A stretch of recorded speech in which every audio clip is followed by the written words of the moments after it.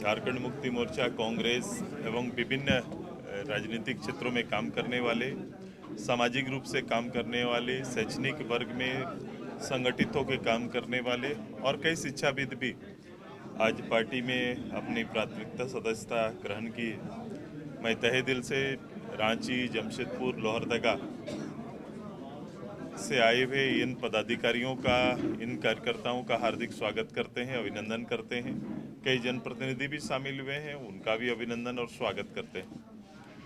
ये संगठन के प्रति और संगठन की सोच के साथ लोगों का जुड़ाव है, जो लगातार आपको दिखाई दे रहा है।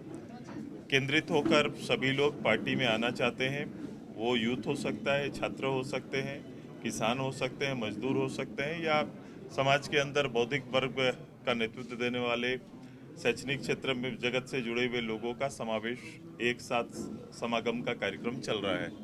तो एक माहौल पूरे प्रदेश में आने वाले समय के लिए तैयार हो रहा है। 2024 एक मजबूती से संगठन का विस्तार, विचारों का एकत्रित होना एक अच्छा वातावरण का संकेत है।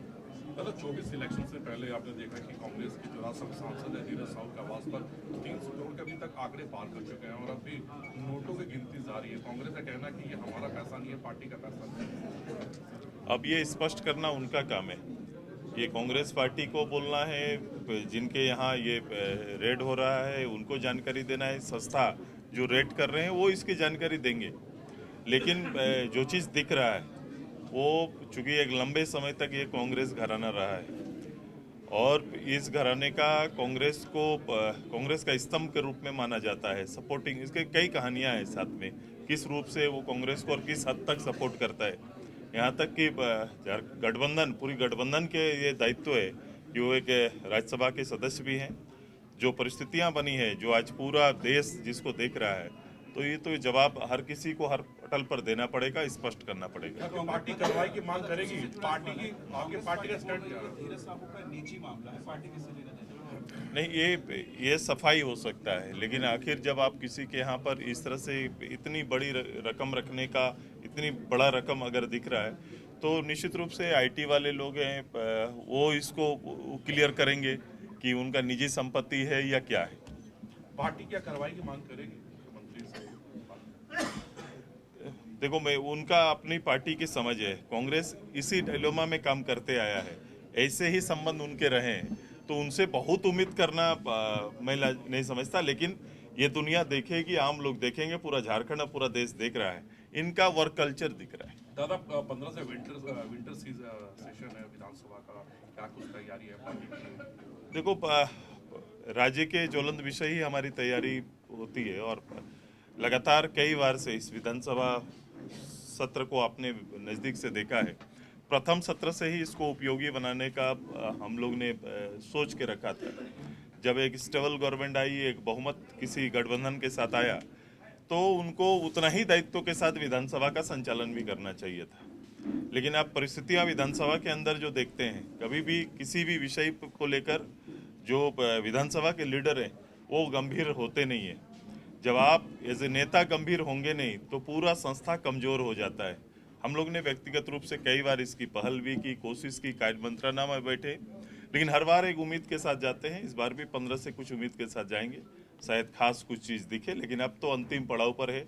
चीज़ें बहुत आगे बढ़ चुकी हैं और जो होना चाहिए था, जो संभावनाएं इन्होंने दिखाया था राज्य के वासियों को, वो बहुत दूर चली गई और एक बड़ा खाई हो गया है और ये राज्य बहुत पीछे चला गया।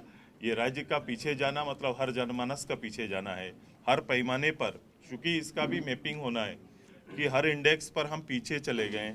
जो डेवलपमेंट का मानक है, जिन्हें हमें खड़ा करना चाहिए राजनीतिक पटल पर जिम्मेदारी के साथ, वो हो नहीं पाया। पहली बार नेता प्रतिपक्ष होंगे इतने सालों में, परिस्थितियां कुछ आपके अनुकूल होंगी, विपक्ष के अनुकूल? नहीं, उनका तो उन नेता प्रतिपक्ष का अगर प्रथम सत्र में ही, जब ये सत्र शुरू हुआ तब होना होता, तो उनका एक प्रॉपर दायित्व का निर्वहन होता।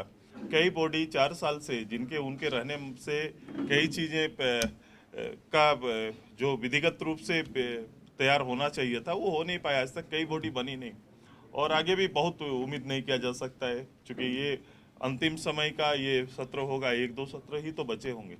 आप कह रहे हैं 24 का माहौल बन रहा है, मुख्यमंत्री जी हर जगह घूमते फिर रहे हैं, कह रहे हैं कि भूतो न भविष्यति।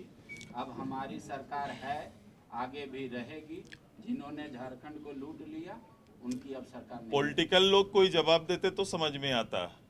मैंने मुख्यमंत्री को अभी सुना, एक क्लिप उनका चल रहा है जिसमें वो बच्चों से पूछ रहे हैं कि साइकिल का पैसा मिला कि नहीं, और एक जिनको कोई पॉलिटिकल सिखा के नहीं भेजा गया या पॉलिटिकल जवाब बच्चों का नहीं था, उन्होंने जवाब दिया कि ये नहीं हुआ है। जितना प्रश्न पूछे उनका जवाब बच्चों ने वहीं पर दे दिया। उनको तो तत्काल समझना चाहिए कि मेरा सिस्टम का वर्तमान हाल क्या है। केवल आपके मौखिक और आपके संवाद को ही हम इस राज्य का पूंजी नहीं मान सकते। जो वास्तविकता है वो दिख रही है और उसका जवाब आपके बच्चे दे रहे हैं। तो कारण बताए कि आदिवासी अधिकारी नहीं है, इसलिए हमारी नहीं कोई सुन रहे थे, इसी वजह से शायद उन्होंने चीफ सेक्रेटरी को बदल दिया। मैं नहीं जानता उनकी दलील ये किस रूप से है। कोई राजनेता के देखने की दृष्टि अगर ये हो जाए तो संकुचित मानसिकता है, और ऐसी संकुचित मानसिकता का इतना बड़े लोगों का, इतनी बड़ी जमात का नेतृत्व नहीं कर सकते। TheFollowUp.in. Like, share, and subscribe.